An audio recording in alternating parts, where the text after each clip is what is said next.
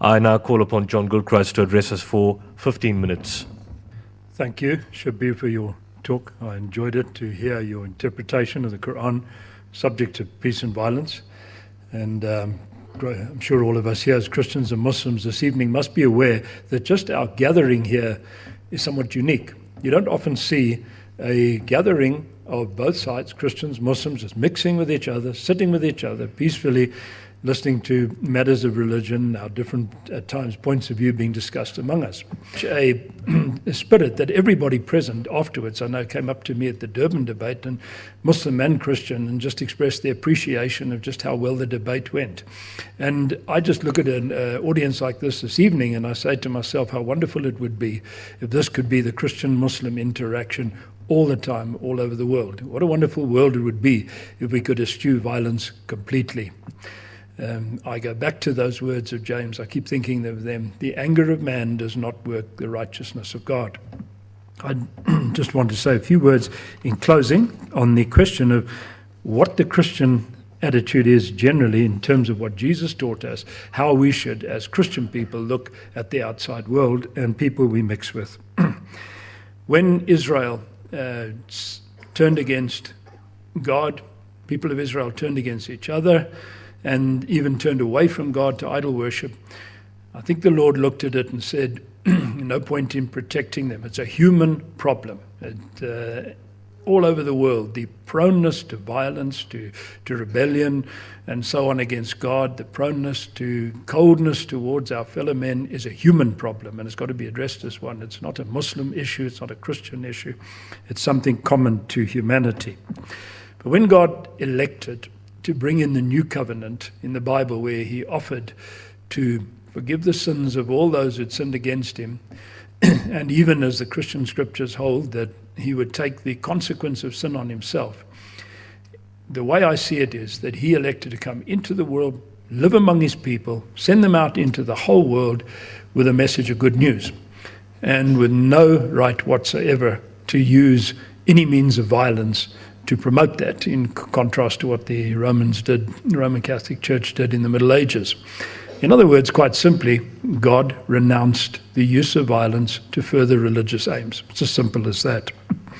When Jesus came into the world, I think it's commonly known that Jesus himself avoided all forms of violence. Not only that, it wasn't just because you might say, well, he was in a weak position, he couldn't resort to violence. Well, many people in his position did, and still do to this day. What he did was simply, even though he could perform miracles to benefit anybody, was simply never to use any power that he had, those immense powers that he had, to protect or benefit himself. And in that he sends us an example. When the Apostle Peter saw the Romans coming to arrest him, he said to Jesus, "Lord, shall we strike with the sword?" And he took his sword out and he struck the high priest's servant and cut off his right ear. And I think as John's Gospel says that Jesus said, "No more of this," and he touched his ear and healed him. So that even there, even the people who'd come to arrest him, Jesus used his healing powers to heal the person who had been injured rather than to protect himself. Instead of executing violence, he took it on himself without reacting against it. Jesus said in the words we read earlier this evening in Matthew 5, verse 9, "Blessed are the peacemakers, for they will be called the sons of God." Not the peace lovers, not people who just sit back and hope that everything will go well for them without being offended or offending anyone else. Peacemakers, people who genuinely strive to bring peace between God and man, and between men and their fellow men. You've heard it was said, Jesus said, "An eye for an eye, tooth for a tooth. But I say to you, do not resist one who is violent, but if anyone strikes you on the right cheek, turn to him the left also. If anyone would sue you and have your cloak, let him have your coat as well. If they compel you to go 1 mile, go 2 miles. I don't think this was an exhortation to us to simply stand back and let people trample over you. I agree with Shabir generally that when you are attacked, when a hostile force invades your country, you're entitled to defend yourself. In fact, you should. I don't have any problem with that. Problem that I see is when the causes of religion are advanced through deliberate violence. There I have a problem. But in this case, I look at it like this. Jesus went on to say, be as wise as serpents and be as innocent as doves. From a Christian point of view, he never said be as gullible as dodos. He didn't mean that we must just sit back and allow the world to walk all over us, not at all. But when it comes from a Christian point of view, when evil is coming your way, don't resist it. Means don't return evil for evil. Don't return eye for eye. Don't think you now have a justification because of a perceived wrong to you, that you've become a victim. And as a victim, you can have a sort of persecution mentality and you're entitled to fight back and treat him in exactly the same way he treated you. Again, Jesus said, you've heard it was said, love your neighbor and hate your enemy. This is Matthew 5:43. But I say to you, love your enemies. That had never been heard before. Pray for those who abuse you. Bless those who hate you. You find throughout the scriptures as well, in 1 Peter 2:23, for example, teaching about Jesus that just sums up who he was. When he was reviled, he did not revile in return. When he was suffered, he did not threaten, but he trusted to him who judges justly. And that is set as a clear example to all Christians as the only way in which they can respond as Christians to the world outside. According to the New Testament, after his resurrection, he only appeared to people who had already believed in him. He could have gone right in front of Pontius Pilate, Caiaphas, all of those who had arrested him and nailed him to the cross. He could have said to them, here I am, I'm raised from the dead, with all the power of God at my disposal, and wait and see what happens next. No, God defers judgment. The Bible says, vengeance is mine. I will repay, says the Lord. No, says the Apostle Paul in Romans chapter 12, if your enemy is hungry, give him food, just as Shabir read this evening. If he is thirsty, give him drink, because by so doing you heap burning coals of fire on his head. Do not be overcome by evil, but overcome evil with good. That can be the only Christian attitude, even in the worst situation, when your Christian faith or when anything that you have or possess as a Christian is being threatened because of your faith in God and your belief in Jesus. As a disciple of Jesus, that's the only response you can have. We are called to follow him. We're called to be imitators of him. And when I look as a Christian, whether you believe in the crucifixion of Jesus or not, as a Christian I do believe in it, but when I see it, I say to myself that if that is what God did for me, to deliver me from my sins and to settle the issue between me so that he no longer has any wrath or anything in his heart towards me, well, the cross of Christ takes away my right to dislike anybody. I can't. As a Christian, I cannot have a malicious attitude to people. I may not like the way some people do things. I see people doing things all the time, and I certainly don't like them, but like what they're doing. But I cannot dislike them personally. I can never take up a spirit of maliciousness or vindictiveness towards them, especially if the injury is being done to me. Because if you react out of malice, if you react out of vindictiveness, then you're no different to the person who is injuring you and harming you. As I said, we're not called to be as gullible as dodos. We're not called to be tramped on and walked on. If somebody legally infringes your rights, there are legal means of restoring those rights. If people falsely accuse you in courts, you've got other ways and means of, in terms of law, to defend yourself, and justly so. You're not called to just take everything that is thrown at you, but you are called as a Christian not to react in kind when anything is done towards you in violence, to return violence as the best way of sorting the problem out. Well, that's why I quoted all those incidents and explanations to you of what happened in the Middle Ages and elsewhere, because as I look at it today, I mean, I'm horrified at what was done in the name of the religion of Jesus. I can't think of anything that was in further contrast to what Jesus taught. Many years ago, this goes back more than 20 years ago, I was here in Lenasia and I was driving past the Sabri Mosque here, just up in, just off Flamingo Street, quite close by. And there was an Islamic conference being held, and I saw a big sign on the outside, and it had Islam, I-S-L-A-M, and alongside with these words, I shall love all mankind. And I thought about it, and I thought, well, that sums it up. And then I just went one further, and I thought, I've got a Christian response to that. I shall love all Muslims. Now, wherever I've been ever since, I've gone and I've said to Christians, and I've time and again, and I say it to myself all the time, that whenever you hear the word Islam, don't think negatively, don't think militantly, don't react. And boy, they do. Well, I said, just remind yourself of one thing. The word Islam to a Christian can only mean, I shall love all Muslims. We just don't have the right to have any other attitude towards you. In 1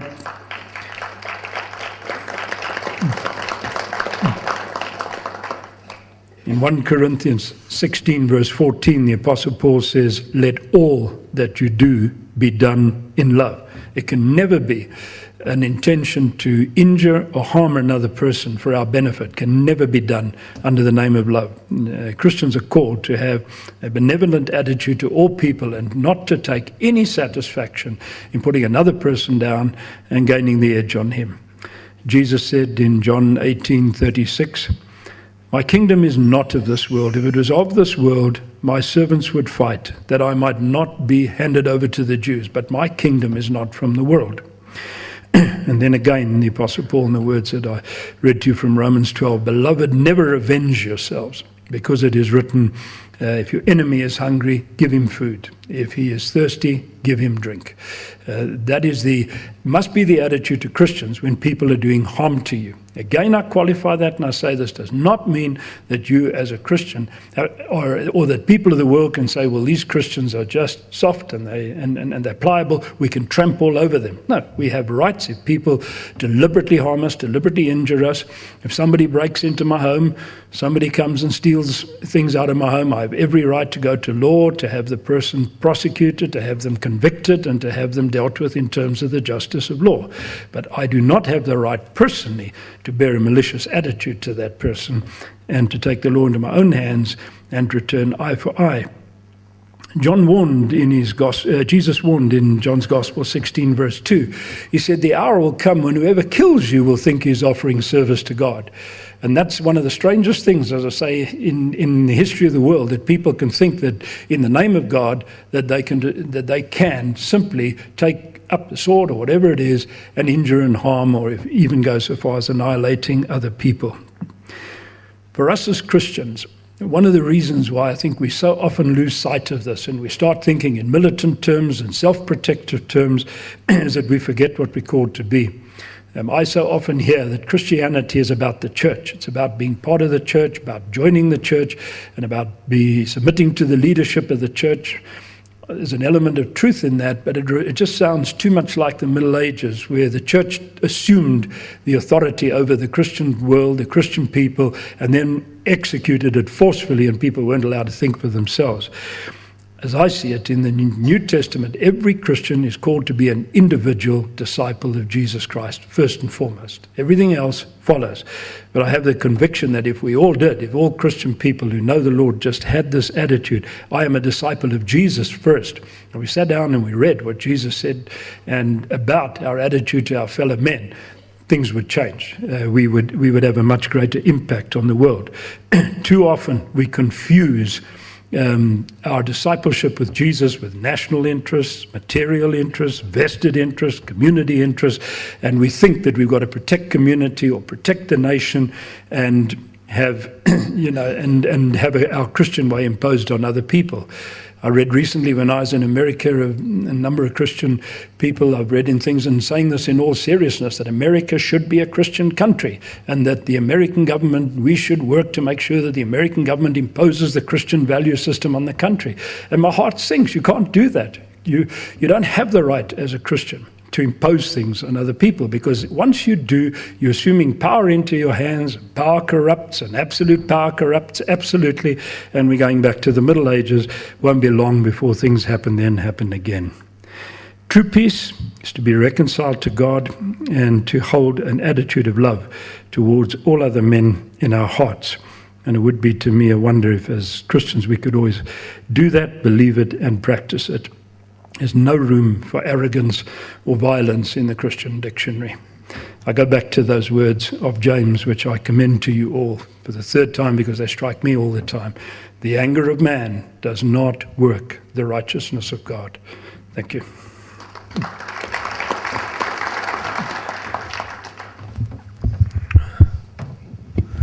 Thank you, John, for the interesting 15 minutes. Shabir, could we have your response?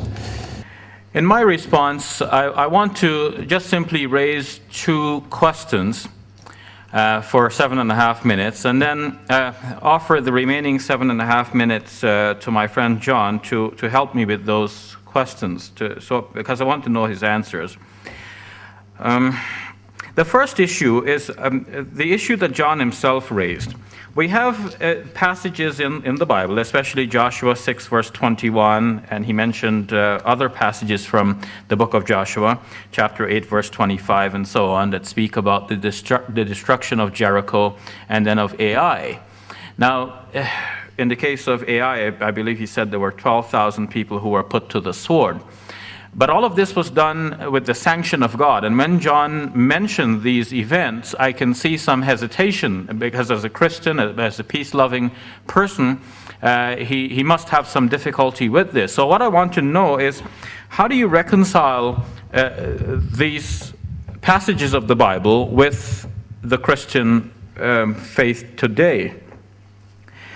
Related to this, and as part of the same question, we have to think more carefully about the destruction of the Canaanites. This was, as far as we can tell from the Bible, an unprovoked sort of destruction. John's point is that God has the right to do this. God could have destroyed them in some way. He could annihilate them. He could send an earthquake, hurricane, whatever. He could destroy them by some other means that we might refer to as natural acts or God's acts. But instead, he allowed the Israelites to exterminate them, rather instructed the Israelites to exterminate these people. But how is that different from some people somewhere in the world exterminating some others and saying, well, God told us to do this? How can we be so sure that they're acting on behalf of God? Are they not apparently acting on behalf of their own self-interest to claim some land? The book of Genesis in chapter 15 says that God gave a certain piece of land to Abraham to be inherited by the Israelite people. What was to be done with the people who were there in the land already? The Canaanites, the Hivites, the Jebusites, the Perizzites, and so on. 10 groups of people who were named. Well, the answer from the Bible is that they are to be exterminated. Now, this seems, of course, on the surface to be wrong, and I would just like to know how John might justify that. So that's my first issue. The second issue is about Jesus. Didn't Jesus really, in a way, continue the same sort of program which was already established in the Old Testament, but with the variety that now he could only fight a sort of spiritual warfare in the meantime, battling against the demons and so on. Whereas, in fact, he did not have the political power, so he could not continue to fight military battles now. But the book of Revelation does have it that Jesus will return, and he will rule with the iron scepter. And that he will have a sword coming out of his mouth. I don't know how best to interpret that, but sometimes we speak about a person being armed to the teeth. Is this what the visionary of Revelation has in mind, that Jesus comes back and he has a sword coming out of his mouth, and with that sword he conquers and slaughters his enemies, such that his cloak will be draped with or dripping with blood? But does that mean the blood of his own sacrifice, or is this the blood of his enemies? And we have the New Testament depiction of Jesus as the Davidic son, as the Messiah, the son of David. The Davidic Messiah was expected to rule in the place of David, which means that he would sit on a throne and rule. The New Testament Gospels have it that the passage from the 110th Psalm actually applies to Jesus, where the Lord said to my Lord, sit at my right hand until I make your enemies your footstool. But here we have the image of a conquering king sitting on a throne, and he's resting his feet on the slain bodies of his enemies.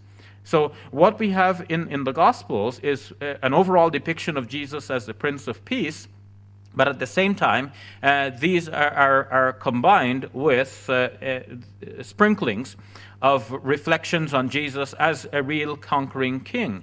The expectation of a Davidic Messiah was that he would overthrow Roman rule, and it would seem that Jesus did not deny in the New Testament this role for himself. In Acts of the Apostles, when his disciples asked him, are you going to now restore Israel, he gave an answer to the effect that it is not for you to know the time and place. He didn't deny that this would occur. He just is evasive about when exactly it will occur. One might look at this from a historical point of view and say that obviously he didn't do it. He was not successful. He did not have the power. But perhaps if he had the power, something else might have manifested. Now, if we look at it this way, we have some interesting sayings. He's saying, do not think I have come to bring peace. I have come not to bring peace, but the sword.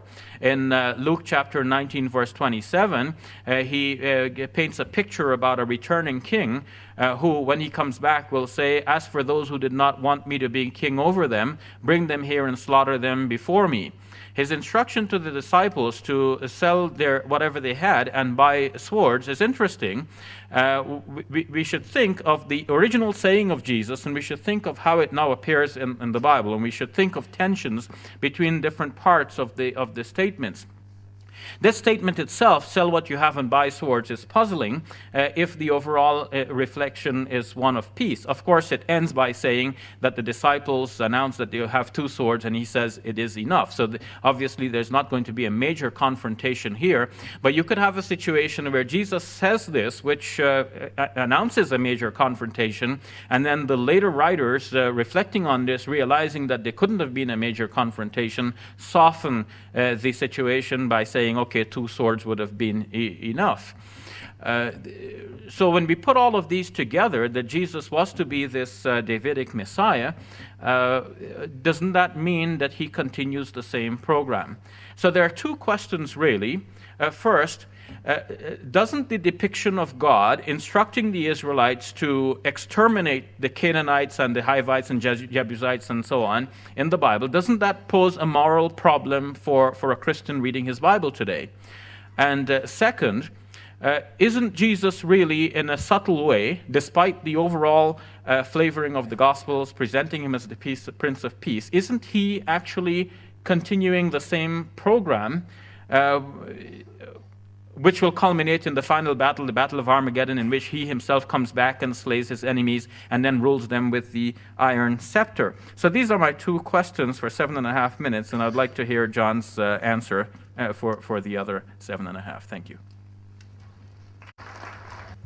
Thank you, Shabir. These are not easy questions, in a sense, to answer, simply because there's sometimes things about God that I don't know, can't comprehend, I can't penetrate right into the mind of God to see precisely how he thinks.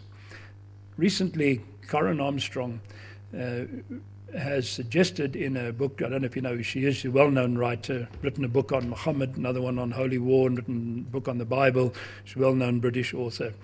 She recently has wrote something, put her foot right out, boldly outside the door and said, why do we always think that God is good? Isn't this the biggest, here it is, Karen Armstrong book that she wrote, The Battle for God. I think this is the actual book that I'm quoting. She said, why do we always think that God is good? This is the biggest mistake that we've made in history, to think that God is always good. And she launches into a very powerful case to say that if human beings are regarded as good and evil when they do certain things,